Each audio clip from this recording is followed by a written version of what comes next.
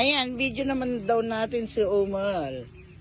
Ah, ito yung kanyang ginagawa. Sige. Oh, yan. Oh, yan. Dinidip niya doon. Oh. Oh, yan. Pero ito kasi, cuttings namin kahapon pa ito. Puro mga hard stem to. Binabad ko sa anaa. Yan. Binabad namin sa anaa. Ayan siya, oh. Oh, ayan. Kababad siya sa anaa.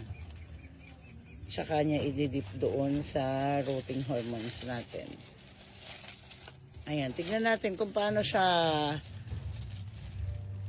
magtakip.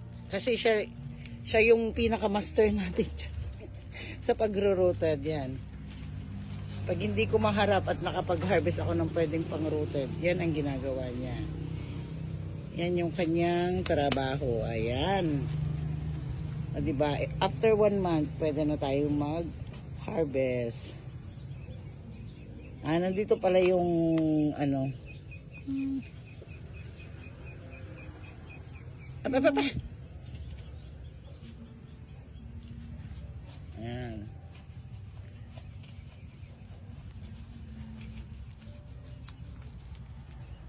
O, diba? Buti pa si Umol.